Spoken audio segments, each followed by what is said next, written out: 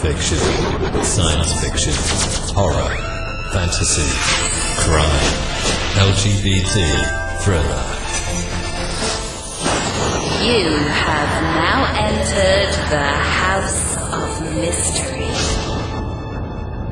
with your hosts, Eric Shapiro, David North Martino, John Copenhaver, and Al Warren. Heard on KCAA 106.5 FM Los Angeles, 102.3 FM Riverside, and 105.0 AM Palm Springs. Joining us, our first guest, Simon Trinculo, and he's author of 2 books on conspiracy, the new Conspiracy Handbook, From G.I. Joe to Lady Gaga, 25 Truths You Won't Find on Wikipedia, as well as the 31 Suspicious Suicides. So 2 very interesting areas in the conspiracy idea. And it's great to have you join us. And how are you doing tonight? Hi, Al. Thanks for doing well. I know you're on the West Coast. I'm here on the East Coast, where it's here in the South, North Carolina, where it's still summer and a nice day. And look forward to talking conspiracy with you. Okay, sounds good. Yeah, it's turned out nicer today. It's been, I know we've had some rain, but it's actually still kind of warm, just not summer. So let's start with some basics about you. Let's say, so for the audience, let's say, so what got you starting into conspiracy and actually writing about it? Well, I think that growing up in America, I think that JFK, I guess, was the first conspiracy that a lot of us or the first situation where a lot of us were sort of presented with the idea that maybe the official story was not, not exactly what may have taken place. And then with the events of 9/11, sort of became like the next one where, regardless of where even people that, seem to believe the official story about Al Qaeda being behind it, there seem to admit there's a lot of strange circumstances behind, details and things that don't quite add up.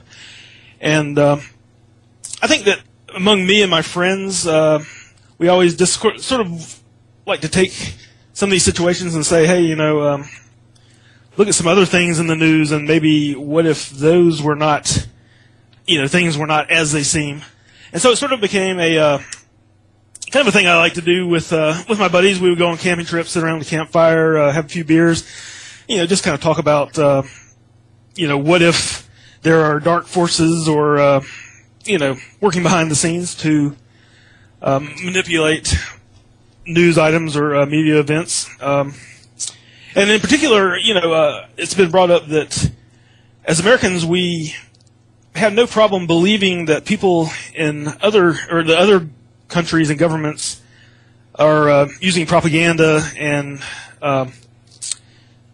conspiracies to, shape public view.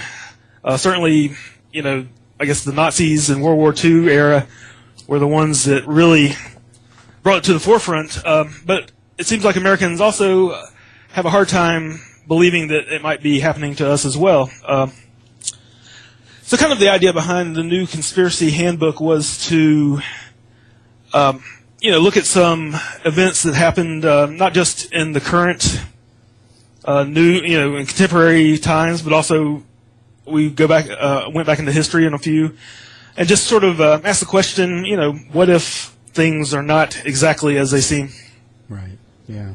It's pretty interesting. So, what's your impression of why people do that? Like, why is America's developed such a fascination even, or certainly anything that happens nowadays, there's almost always some sort of conspiracy that we're not getting the truth.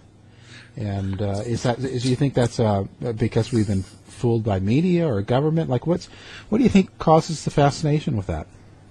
Yeah, well, it's one thing I have noticed, and you may have noticed this as well, is that Americans have a very strange kind of relationship with authority figures. I think, on one hand, I think that we all, and maybe it's not just Americans, maybe people in general, but I think that we all would like to believe that the government and the media and other institutions are looking out for our best interests. But at the same time, we've, been given so many, especially in today's, media age, we've been given so many examples of situations where the government and, the media, sometimes working together, have not been particularly honest with us. And unfortunately, once that, like the saying goes, you can break, if a mirror is broken, you can fix the mirror, but the crack will always be there. And I think that once the public has lost its trust in some of our institutions, I think that it's almost impossible to fully repair that. Yeah, and it seems to keep happening over and over again, right? So, well, it's one thing that's interesting to me is that a few years ago, if you had said something like, "Well, I believe that the government is, setting up data centers to record phone calls and to keep records of all our emails," a lot of people might have said, "Hey, you're paranoid, you're a conspiracy nut." But then, when the mainstream media reports that in fact is happening, and then when you have some of the leaks, the WikiLeaks situation, and now all of a sudden it's sort of become, everybody sort of acknowledges that, one way or another, all of our electronic, communications are in fact being stored somewhere. We're not quite sure what they're being used for, but yeah, well, that's good. I mean, if I lose the tape, then maybe they'll give it to me. I don't know. Right. And actually, we look at Facebook, right? Facebook is like a perfect way. We update all of our files in real time for NSA right there. Yeah, that's not a conspiracy that No. I've looked at, but that's one that I have certainly heard other people speculate that we're kind of Facebook could possibly be in cahoots with the CIA, and we're basically voluntarily giving the government information about us. Yeah. Doing. It's kind of true, because in a way anybody can view it, and I'm sure they have more access or more ability to keep track of it than average people. Yeah. So I think that ultimately the idea behind the new Conspiracy Handbook was to sort of tap into the Americans' sort of general distrust of authority figures, and sort of take some situations and say, hey, we've been presented with this set of facts, but can we draw a narrative or a story that maybe presents another cause behind them? Yeah. So, and another thing that when I was writing and researching this book, I wanted to stay away from is that I had noticed that a lot of conspiracy authors are bad about sort of saying, "Hey, I've uncovered this, anonymous source, startling new information," which really doesn't have a whole lot of credibility, because an anonymous source could just mean you're making stuff up. So, one thing that I tried to do was to on each of my conspiracies was to only use facts that were, available, generally recognized by the mainstream public, could be easily verified by the media, and to take those facts and sort of create a narrative saying that, possibly there are things that, these things that might be coincidences, maybe were not coincidences, or maybe there was another motive behind them. Yeah, you're just sort of presenting the evidence. Right. It's kind of like we didn't want to say, we wanted to take things that people generally agreed upon and then said, hey, but maybe, like in the case of the O.J. Simpson verdict, maybe the reason the prosecution was so inept is because they didn't want to win the case. After all, not something that anybody's ever brought up, and it's impossible to prove, of course. But at the same time, there are reasons that perhaps the state of California, may have just been fine with letting OJ go. Yeah. So now, do you have any sort of conspiracy, like in your conspiracy one, like not your suicide, but in your conspiracy kind of thought book? What's the one that sticks out most for you, or kind of like you like to know more about, or seems to be the weirdest, or just the one that sticks out the most? Let's see. One of my favorite ones, and part of the reason I included it as part of the title, involves Lady Gaga, the pop performer. In part because I'm actually a fan of hers, and enjoy her music, and I enjoy her sort of artistic. The way that she's always kind of like in artistic mode. Every time you see her in public, she's wearing some sort of new costume, or she's always doing something sort of outlandish, and which I think is a good thing for artists to do, to push the envelope. And in fact, I had the opportunity to see a Lady Gaga show live when she came to our hometown, and I was amazed by how high energy. This was like a high energy concert. 2 hours of her singing and dancing, and she was, between every song, she would do these elaborate costume changes. She'd go behind this, backstage, and like maybe 90 seconds later, or 2 minutes later, come out in a completely different elaborate costume. And I was just amazed at how she was able to pull this off, and night after night after night, doing these high energy shows. And of course, in the pop world, there's a lot of controversy around whether or not the performers are actually singing during these shows, or if they're lip syncing. In my opinion, I think that the show I witnessed was half and half. There were clearly some of the slower numbers. She did seem to be singing live. Some of the more upbeat dance numbers, it was hard for me to really believe that no matter what kind of like aerobic condition you're in, to be able to dance and sing and keep that up for a long period of time. Yeah. But what I was getting at is that after the show, it occurred to me that it would sort of make sense that there could be multiple Lady Gagas, and that because so many of her costumes involve either part or all of her face being concealed, wouldn't it be that hard for her production team to find 3 or 4 women with the same basic body shape, and then the actual Lady Gaga could go out and do some of the performance, and then allow others to come in and take her place, and the audience would be none the wiser. And what really sort of set this one off was that I, when researching her career, I came across a segment on CNN.com, I believe, a video where during a show, a piece of the stage, like a metal pole, actually fell and sort of clonked her in the head. She suffered a concussion. I'm not sure if she was knocked unconscious, but was injured pretty badly during the show. So they took her off stage, and then maybe 5 minutes passed, and all of a sudden she's back, and finishes the show with no ill effects apparent. So once I saw that, I was like, that really does seem like there's a good chance that the artist is portrayed as being, one Lady Gaga may have multiple, body doubles helping out to do these shows. Yeah. And so when you do something like that and talk about Lady Gaga, did you ever get any sort of response or any sort of any answer from them or her group or? As a first-time writer, I never really took the investigative approach. I mean, I suppose I probably could have contacted her team, to ask about it, but I'm sure they would have denied it.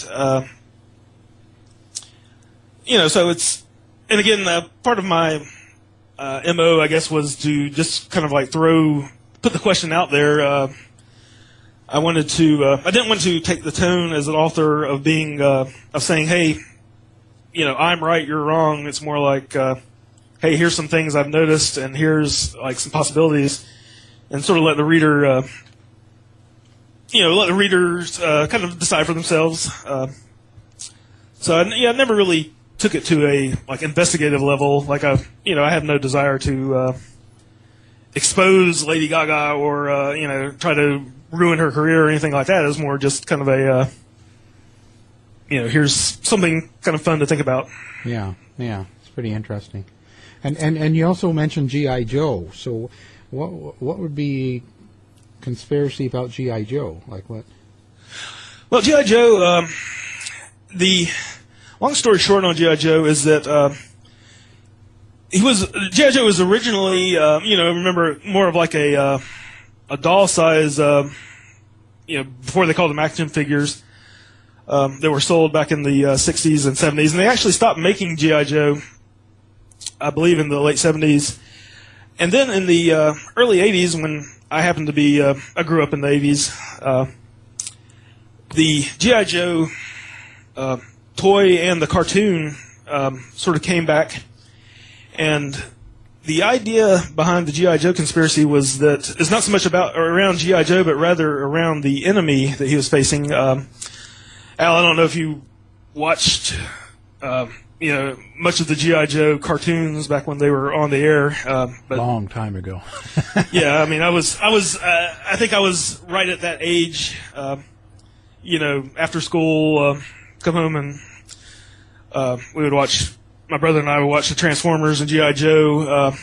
But the interesting thing about it is that even though this was the 80s and the Cold War was still very much in effect, the G.I. Joe cartoon did not portray the American army against the communists or Soviets, but rather against, you'll remember, an organization known as Cobra, which was kind of described as a stateless terrorist organization.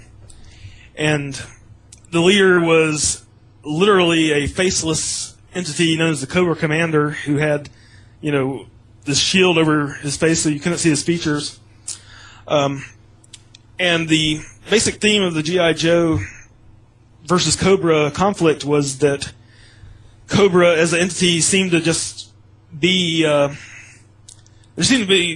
no real goal in mind other than just to, cause death and destruction, and G.I. Joe's mission was to defend America against these guys.